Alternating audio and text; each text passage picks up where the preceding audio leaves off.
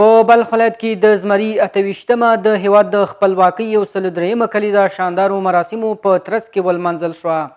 په دې مراسمو کې د اسلامي امارت مسؤلانو د خپلواکۍ ارزښت په تړاو خبرې وکړې. د بلخ ولایت د اطلاعات او فرهنګ ریاست رئیس د هیواد د خپلواکۍ په لاسته راوړلو کې د یرغلګرو په وړاندې د افغانستان ملت مبارزې او قربانۍ وستایلې.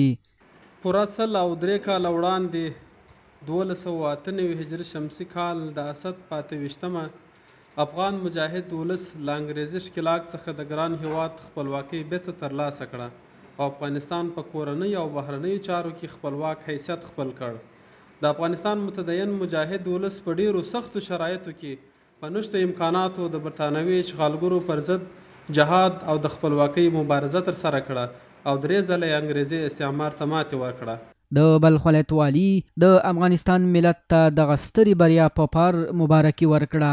هغه وویل د افغانستان ولسونو هیڅکله د یرغلګرو په وړاندې سر نه دی ټیټ کړی او تل د اسلامي ارزښتونو ساتلو لپاره قربانۍ ورکړي. حریت آزادی به چی مانا؟ حریت آزادی به این مانا که حریت از قوانین غیر اسلامی، حریت و آزادی از قوانین کفری که کشور افغانستان ما شما الحمدلله یک مملکت اسلامی هست.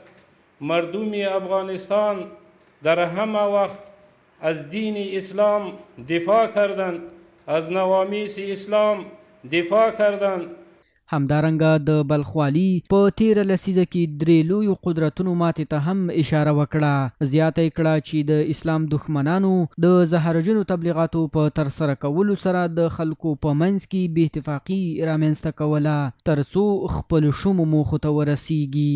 به همه ملت و مردم غیور افغانستان ما این استقلال و آزادی در داده‌هایی که ما و شما 3 استقلال داریم و از آن کفاری که دعوی خدایی و فرعونی را در روی زمین کرده او می کردن در افغانستان الحمدلله افغانستان به گورستانشان مبدل شده. له بلې خوا د خپلواکۍ 103مې کلیزې په ویاړ د افغانستان اسلامي امارت یوه اعلامیه هم ولوستله. د مراسمو په پای کې یو شمېر ځوانانو دغه ورځې په تړاو حماسي شعرونه هم ولوستل.